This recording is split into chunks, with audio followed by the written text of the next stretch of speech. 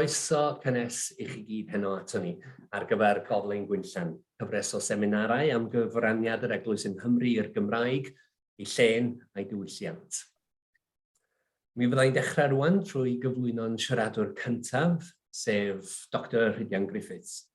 Bu'n aelod o staff Llyfrgell Genedlaethol Cymru am 28 mlynedd, ac mae'n ymddiddori mewn gwahanol agweddau ar hanes, cerddoriaeth yn Nghymru, gan gynnwys emynyddiaeth a chanu chynulleid bal. Mae o hefyd yn llywydd Cymdeithas Emynau Cymru, sy'n ceisio hybu diddordeb yn yr emyn a'r dôn yng Nghymru. Teitl ei sgwrs o heno fydd 3 offeiriad llengar, Ioan Tegid, Daniel Ddu ac Alun. Os gai ofyn I Rhidian ddod ymlaen I gyflwyno. Diolch yn fawr.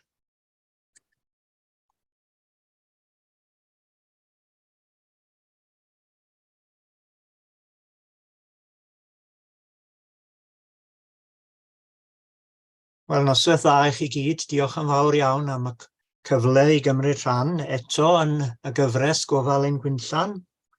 A dwi'n ymddiheuro os yw yn llais I braidd yn gryg, dwi'n mynd I wneud ymdrech I fod yn ddealladwy beth bynnag.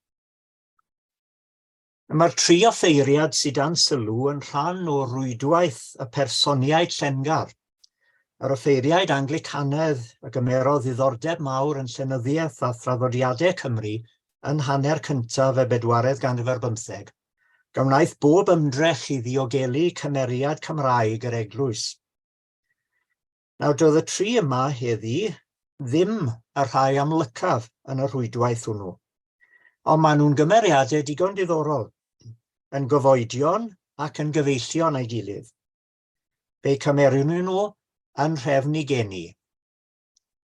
John Jones, Ioan Tegid, Daniel Evans, Daniel Ddu o Cymreigyddion, a John Blackwell, Alun.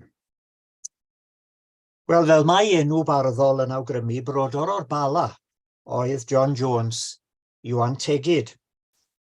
Fe gafodd ei eni yn fab I Henry a Catherine Jones ar y 10fed o Chwefror 1792. Wedi ysgol yn y Bala ac yng Nghaerfyrddin, fe aeth yn 1814 I Goleg Iesu Rhydychen. Fe graddiodd mewn mathemateg. Wedi cymryd urddau eglwysig yn 1819, fe gafodd wahoddiad gan yr esgob Heber I fynd I ddysgu mewn coleg newydd yn Calcutta. Ond fe ddewisodd aros yn Rhydychen, lle cafodd ei benodi yn gantor neu'n arweinydd y gân yng nghapel coleg Eglwys Crist, sef Eglwys Gadeiriol Esgobaeth Rhydychen. Gyda'i swydd o gantor, fe gafodd ofal plwyf St Thomas y Merthyr yn Osni, yn ymyl yr afon, heb fod ymhell o lle mae gorsaf yr rheilffordd yn Rhydychen heddi. Ac yn yr eglwys yna fe wnaeth nifer o welliannau, gan gynnwys agor ysgolion I blwyfolion tlawd, yn fechgyn ac yn ferched, pob clod iddo fe. Fe gryfhaodd yr gynulleidfa, fe ddatblygodd adeilad yr eglwys, ac ar ddiwedd ei gyfnod yn Rhydychen, fe bwrcasodd gwch preswyl ar gyfer gwasanaethau i'r sawl oedd yn gweithio ar yr afon a'r gamlas gyfagos. Dyma ddyn o allu a dychymyg, mae'n amlwg. Roedd Ioan Tegid neu Tegid fel oedd e'n galw ei hunan yn aml, hefyd yn dipyn o ysgol haig. Fe gyfieithodd destun llyfr Eseia o'r Hebraeg i'r Saesneg, cyfieithiad safonol a ddenodd ganmoliaeth, ac hefyd i'r Gymraeg, ond chafodd y fersiwn Cymraeg ddim I gyhoeddi. Yn Rhydychen hefyd fe gopiodd destun y Mabinogion yn llyfr Coch Hergest ar ran Lady Charlotte Guest, ac yn ei hargraffiad hi o'r Mabinogion mae'n cydnabod help Tegid.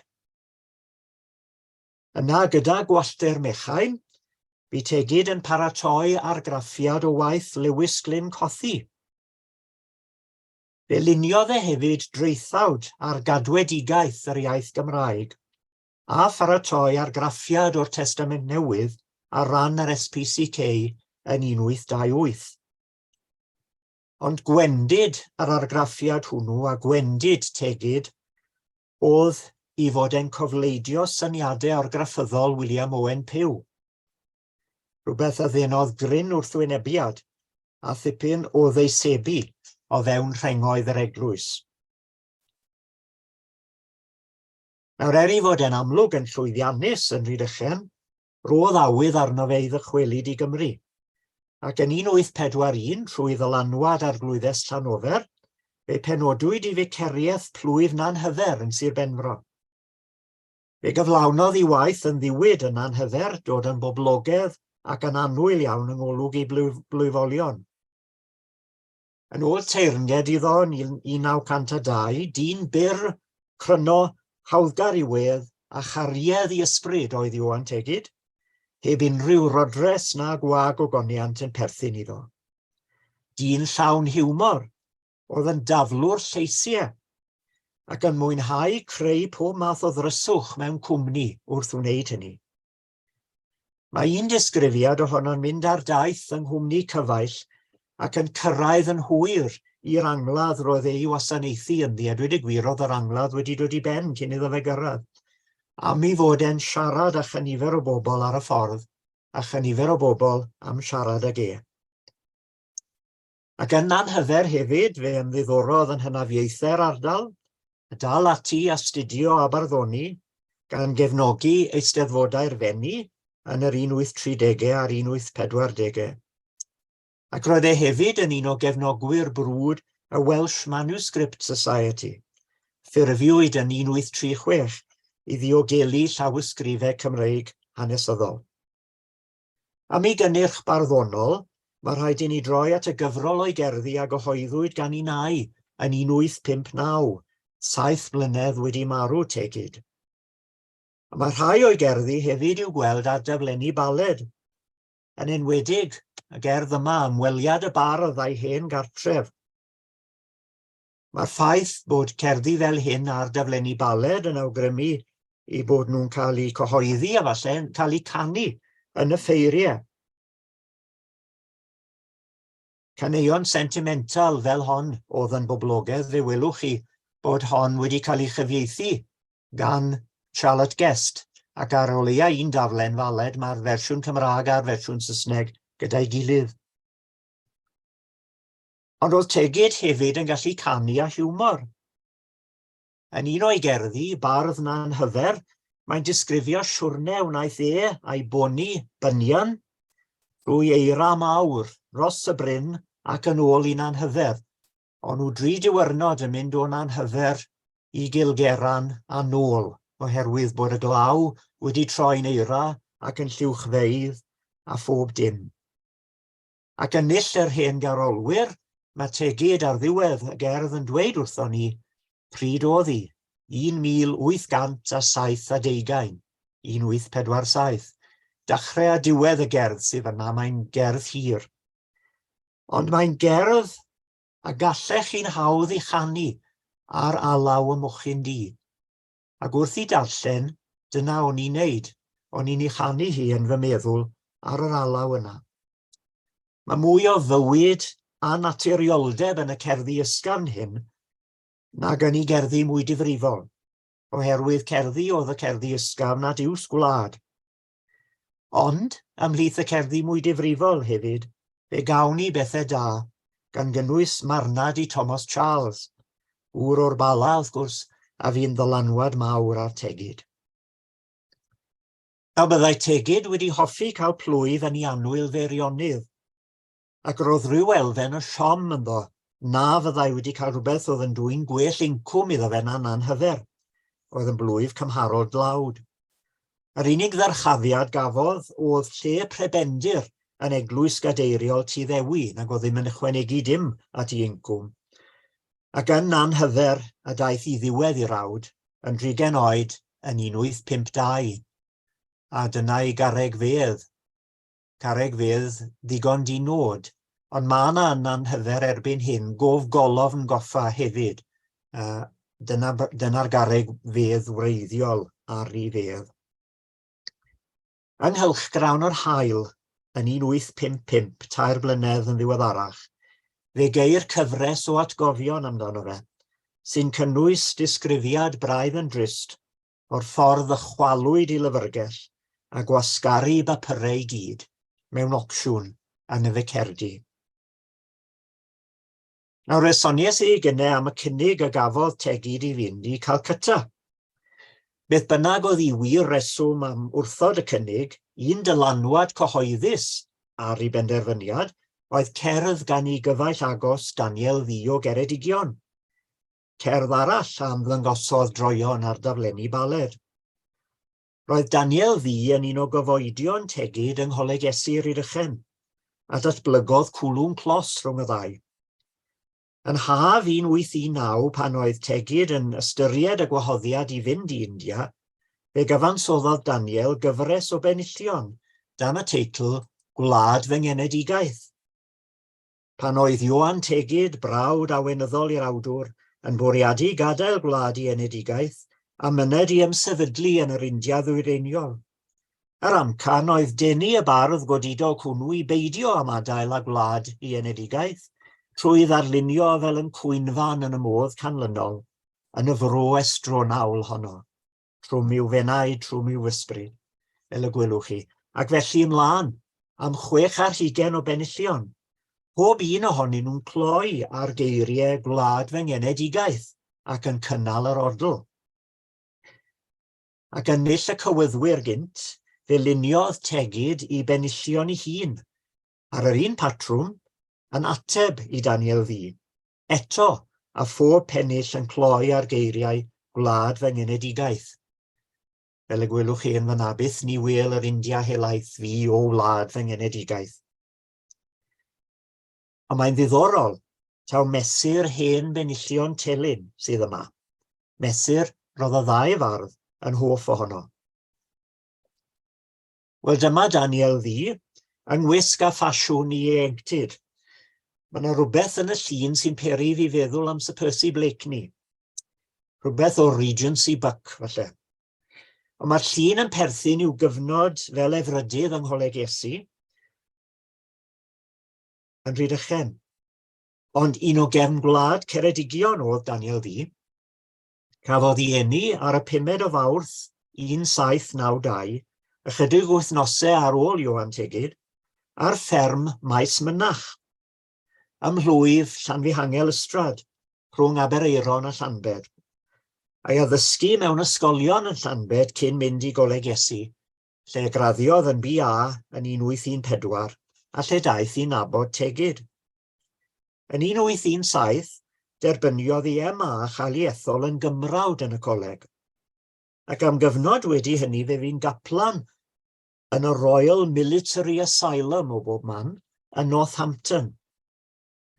Ond oherwydd cyflwr iechyd, dychwelodd i fro i enedigaeth i fyw, a fuodd e ddim mewn swydd nac yn dal bywoliaeth eglwysig wedi hynny, yn cadw i gymrodoriaeth yng Ngholegesu ac yn dychwelyd yn unwaith y flwyddyn i'w sicrhau hi. Yn y dyddiau hynny, chi'n gallu gwneud pethau fel yna, jyst ymddangos unwaith y flwyddyn i sicrhau eich cymrodoriaeth.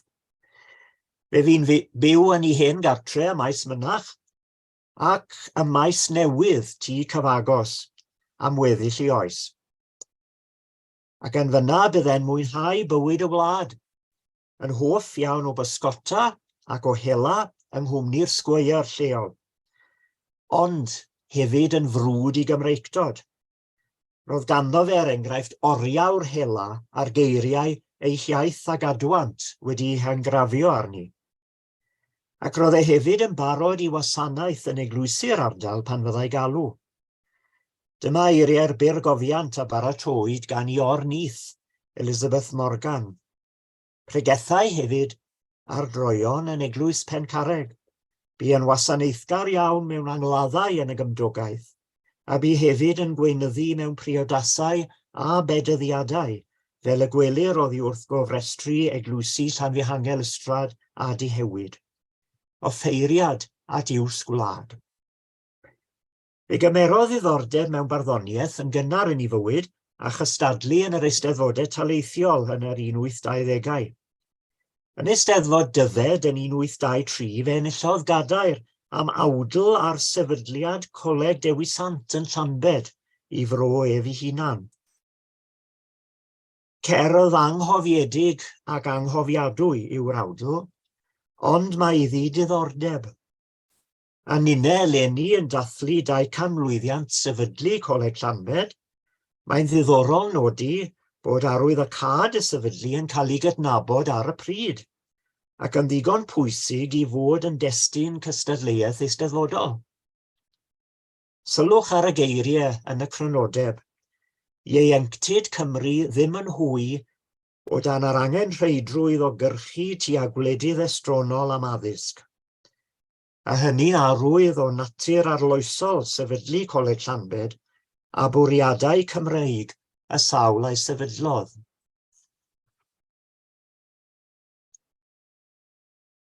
Hwyrach taw yn ei ganu rhydd, fel yn wir yn achos Tegid, a daw gwir gymeriad Daniel Ddu i'r golwg.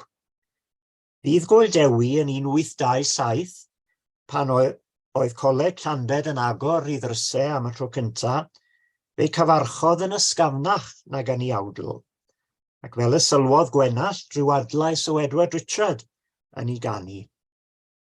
I'r coleg fawen moes eto fwy'n gân, y testun a driniaeth dim awrglod o'r blaen, ac mae'n diweddu'r gerdd yna, gyda'r pennill, yr ail bennill yna, tra teifi diriondeg yn rhedeg yn rhydd, a'r adar oedd ei tîn llon ganu'n y gwydd, byth o goniant a llwyddiant yn llawn, bo Coleg Sant Dewi'n blodeuo mewn dawn.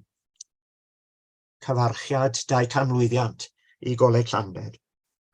Fe gyhoeddodd gasgliad o'i gerddi Gwinllan y Bardd yn 1831, ac fe'i hail gyhoeddwyd yn 1872, ac eto yn 1916, sy'n awgrymu bod diddordeb yn y dyn a'i waith wedi para. Mae llawer o gynnwys argraffiad 1916 yn gerddi gyfarch cyfeillion a chydnabod, englynion cyfarch, englynion bedd-argraff ac emynau. Cerddi at iws gwlad a'r gymdeithas o'i amgylch, yn ddigon tebyg I gynnyrch Tegid. Ac yn yr un modd, diogelwyd rhai o'i gerddi rhydd ar daflenni baled. Mae yna hefyd englyn bedd-argraff, sy'n cael ei gofnodi yn argraffiad 1916 o Gwynllan y Bardd, wedi briodoli I Daniel Ddu. Efallai fod yr esgyll yn gyfarwydd I chi, Duw bu ei edau bywyd a'r hawl I fesur I hyd. Roedd Daniel Ddu wedi dioddef o iselder ar hyd I oes, ac o graffu ar y geiriau hyn, mae'n ungol o drist cofnodi, mae trwy law I hun y bu farw ar yr 8fed ar 20 o Fawrth 1846, yn 150 oed. Wel, fe ddychwelwn ni Sir Benfro ar gyfer ein trydydd bardd offeiriad, sef John Blackwell, Alun. O leia Sir Benfro yw I fan Gorffwys, ond nid yn Sir Benfro a ganwyd e. Un o bont erwyl ger yr Wyddgrug oedd Alun, a enw barddol yn dwyn enw Afon Alun yn ymyl yr Wyddgrug. Ac o'r triwyr da hyn, fe yw'r bardd gore a hwyrach y cymeriad mwyaf adnabyddus. Mab Peter a Mary Blackwell. I hanafiaid o ochr I dad wedi dod I Gymru o swydd Derby, a dyna esbonio'r enw Blackwell, ac wedi ymgymreigio. Cafodd Alun yn nesa peth I ddim addysg ffurfiol, ond yn 11 oed fe gafodd I brentision gryf gyda gŵr o'r enw William Kirkham, oedd yn ymddiddori mewn barddoniaeth, ac fe gafodd Alun ysgol farddol siop waith. Roedd e hefyd yn ddarllenwr awchus, yn llyncu pob llyfr y gallai gael gafel arno. Mi strolodd y cyngeneddion a dechrau cystadlu mewn eisteddfodau, yn yr un cyfnod a Daniel Ddu a Ioan Tegid. Gan ddod i'r amlwg yn 1823 mewn eisteddfodau yn yr Wyddgrug, lle enillodd am awdl I faes Garmon, ac yn Rhuthun, lle enillodd am awdl ar enedigaeth I orwerth o'r ail. sef mab Edward y Cynta, y tywysog a gyflwynwyd i Gymru yng Nghastell Caernarfon. Amserol iawn. Roedd llythyrau Alun i'r cylchgrawn eglwysig y gweliedydd hefyd wedi tynnu sylw. Gan sgil hyn i gyd fe drefnodd nifer o offeiriaid a phobl gefnog ardal yr Wyddgrug godi arian mwyn darparu addysg i'r bachgen ifanc disgled. Canlyniad hynny fydd o fynd at Thomas Richards a Beryw, mab Thomas Richards dar Owen, oedd yn cynnal ysgol rhyw fath o cramar, i'w baratoi i fynd i'r brifysgol. Ac yn 1824 mi ath i Goleg Iesu Rhydychen a graddio yno 4 blynedd yn ddiweddarach, cyn cael ei benodi'n dirad Eglwys St Martin yn Rhyffynon. Yna yn 1828, urddwyd ef yn rheithor Mainor Deifi yng ngogledd Sir Benfro, lle buasa Ifor Ceri yn rheithor rhyw 20 mlynedd ynghynt. Ac yno y treuliodd Alun weddill ei yrfa. Fel Tegid, fe gafodd grynlwyddiant yn ei blwyf. Fe atgyweiriwyd Eglwys Fach Mainor Deifi a chodwyd rheithordy newydd. Sefydlwyd gwasanaethau Saesneg ar gyfer teuluoedd bonheddig ar ardal, yn ogystal a chynnal y gwasanaethau Cymraeg rheoledd. A chafodd y rheithor y pleser o weld yr Eglwys Fach anghysbell yn llawn i'r ymylon ar sawl achlysur. Fe godwyd pont newydd i hwyluso'r ffordd at yr eglwys, ond fe gadwyd cwrwgl yn y cyntedd, rhag ofan byddai angen dianc rhag llifogydd. Dyw'r eglwys ddim yn cael ei defnyddio fel eglwys bellach, ond mae'n cael gofal gan gymdeithas sy'n gofalu am eglwysi segur, a dwi'n deall bod y cwrwgl yn dal yn y cyntedd. Nad oedd Alun ddim yn barddoni rhyw lawer wedi mynd i Faenor Deifi, fe gadwodd at ei waith ysgrifennu. Yn 1834-35, fe olygodd y cylchgrawn ar gais y Gymdeithas Teini Gwybodaeth Fuddiol. Cymdeithas Saesnig oedd hon, oedd yn awyddus i ledaenu i dylanwad yng Nghymru. Mae tôn rhag ymadrodd y cylchgrawn, yr anerchiad yn y rhifyn cyntaf yn codi ofan ar ddyn. Y mae dynion yn fynnych yn camdreulio eu hamser am na wyddant yn iawn pa fodd i'w ddefnyddio yn well. Byddai llawer gwell trefn ar y byd pe gwyddai dynion yn gyffredin pa fodd i dreulio eu horiau segur. Ac ymdrech i lanw oriau segur pobl oedd y cylchgrawn yma. Cylchgrawn sy'n nodedig iawn yn ei gyfnod am amrywiaeth i gynnwys ac ansawdd i ddeunydd darluniadol fe welwch chi enghraifft ar y sgrin. Yn anffodus, chafodd y cylchgrawn ddim cefnogaeth eang. Fe ddaeth i ben ar ôl 19 rhifyn, yn rhannol am nad oedd cynulleidfa enwadol barod, fel yr oedd i lawer o gylchgronau Cymraeg yn y cyfnod. Ac yn rieni oedd yr apel yn rhy gyffredinol, mae'n debyg, a ddim wedi ni ymbachu cynulleidfa barod. Ond hefyd erbyn yr 1830au roedd iechyd Alun yn dirywio. Fe briododd yn 1839 a merch o Dryffynon o'r enw Matilda Dia, ond rhai misoedd yn unig o fywyd priodasol a gawson nhw cyn i farwolaeth ar y 15 o Fai 1840 yn 22 oed. Ar oedd Alun, fel Daniel Ddu a Tegid yn glerigwr o Gymro am Roddgar a gredai mewn Cymreigio'r eglwys, ac roedd ei ddiddordebau llenyddol fel yn achos o ddau arall yn warant o hynny. Fel Tegid a Daniel Ddu roedd yn adnabod Ifor Ceri ac wedi profi o'i letigarwch. Yn Rhydychen fe gofia'r cwmni difyr yng Ngheri, among whom the long winter evening would be charmed away in national melodies and the tales of other days. Fel bardd, roedd Alun dipyn ar y blaen i'r ddau arall. Yn hanes llenyddiaeth Gymraeg Thomas Parry, mae Alun yn denu'r sylw gwerthfawrogol yma. Y peth cyntaf a deri ddyn yn ei gerddi ef yw coethder syml i iaith a'i arddull, a hynny yng nghanol rhwys gymfflamychol yr awdlau, sef yr awdlau eisteddfodol y byd Alun fel y ddau arall yn ei cyfansoddi. Mae canu telenegol Alun yn reinus naturiol, fel yn ei gerdd gyfarwydd swynol, Cathlireos, pan guddio nos ein deiar gi o dan ei di a denydd. Dan ddylanwad i forceri, mae'n siŵr, lluniodd eiriau ar alawon adnabyddus megis ar hyd y nos ac Old Lang Syne. A mae'r penillion ar Old Lang Syne yn arbennig o dda, maen nhw'n llawn cystal a Robert Burns os nad yn well. Ac fe gafodd cerddi Alun fel y ddau arall i lle ar daflenni baled, yn arbennig felly i can gwraig y pysgotwr. Ond efallai mae'r deyrnged uchaf i Alun fel bardd yw bod dwy o'i gerddi, sef Doli a welsoch chi dweinoch i Doli, a Rhywun,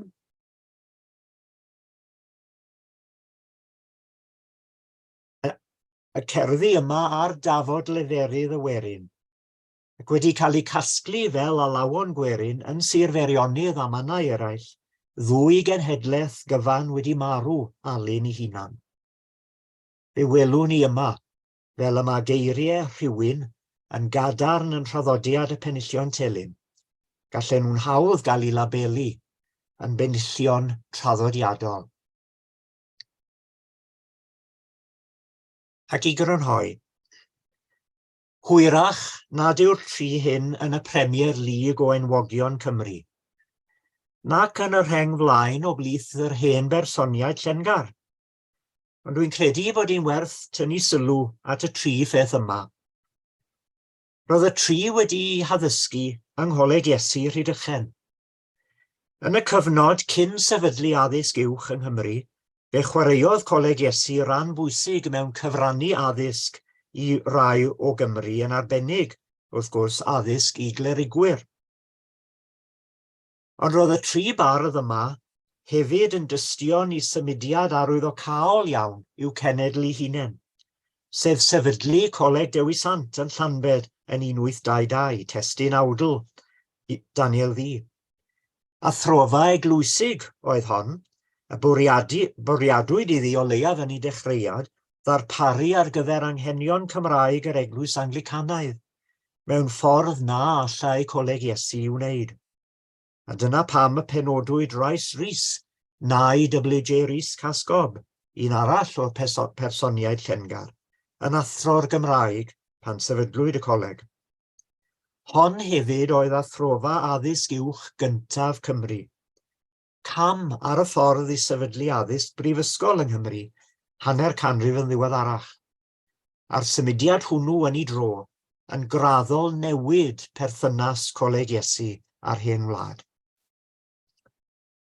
Roedd y tri hefyd yn rhan o'r mudiad eisteddfodol yn yr 1820au, ac eisteddfodau'r fenni wedi hynny. Nawr beth bynnag yn barn ni heddi am iaith chwyddedig awdlau anerllenadwy y cyfnod, allwn ni ddim gwadu pwysigrwydd y mudiad eisteddfodol, fi'n flaenffrwyth yr eisteddfod sy'n sefydliad cenedlaethol i'r Cymru, yn sefydliad yr un mor bwysig ar brifysgol yn ei ffordd ei hun, yn y 4edd ganrif ar 15 ac wedi hynny. A'r tri hefyd yn rhan o rwydwaith, cylch ehangach yr hen bersoniaid llengar. Gair ein hoes ni, o leia yn ein tîm ni'n hunain, yw rhwydweithio, ond wedi cael yn haro wrth edrych ar fwy nag un cyfnod mewn hanes, pa mor rymus, pa mor bwysig a pa mor ddylanwadol yw rhwydweithiau o bobl o gyffelyb anian. Dyma'r hyn yn aml sy'n diogelu traddodiad ac yn creu newid mewn cymdeithas. Diolch i ymdrechion y ddiweddar Dr. Mary Ellis o annwyl goffadwriaeth, fe wyddom lawer mwy am yr hen bersoniaid llengar nag a wyddem gynt. Ond tybed a ydym ni eto wedi llwyr werthfawrogi helaethrwydd eu cyfraniad gyda'i gilydd. I ni'n tueddu edrych ar Thomas Richards, Mae Richards, Ifor Ceri, gwallter mechain a phersonoliaethau eraill yn unigol. Ond mae yma rwydwaith arbennig o bobl enwog a llai enwog oedd yn cefnogi gilydd, yn bwydo'i gilydd â gwybodaeth ac yn dylanwadu ar ei gilydd. Ac rwy'n tybio bod i Ifor Ceri ran ganolog yn y rwydwaith, fel coryn yng nghanol y we, os maddeuwch i'r trosiad. Roedd Alun a Tegid yn sôn am hyfrydwch cwmni Ifor Ceri a rhannu alawon traddodiadol, penillion a storiau ar yr aelwyd ddiwylliedig honno. Ac fe luniodd Tegid a Daniel Ddu gerddi coffa Ifor Ceri. Roedd y tri, Tegid, Daniel Ddu ac Alun dan ddylanwad Ifor Ceri, yn llunio penillion ar y mesurau traddodiadol, penillion a gafodd le ar daflenni baled, a rhai ohonyn nhw yn ddigon naturiol eu harddull a'i ieithwedd i fynd yn rhan o gof gwerin gwlad. Os yw cysgod brad y llyfrau gleision ar yn dirnadaeth o fywyd a gwaith yr Eglwys Anglicanedd yng Nghymru yn y 4edd ganrif ar 15, fe ddylen ni'n hytrach droi ein golygon at agweddau eraill ar ei bywyd, a dathlu'r ffaith fod o fewn yr eglwys honno laweroedd o offeiriad ymroddgar oedd yn ddwfn i parch a'i serch at y Gymraeg ac yn barod i'w defnyddio a'i hyrwyddo. Diolch i chi am wrando.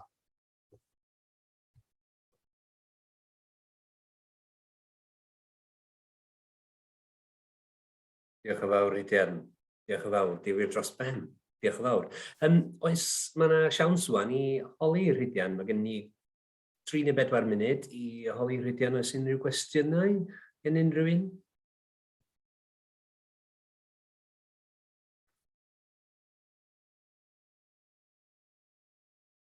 Dim wedi dod trwy'r... O, mae yna gwestiwn wedi dod yn y chat gen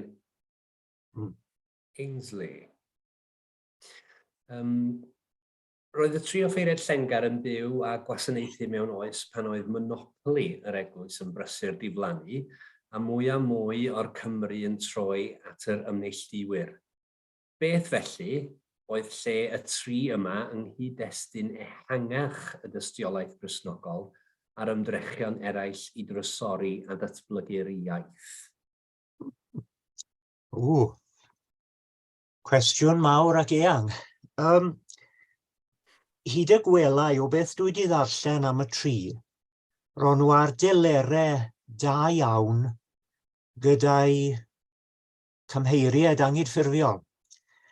A dwi ddim yn credu bod na dystiolaeth o gystadleuaeth y petai.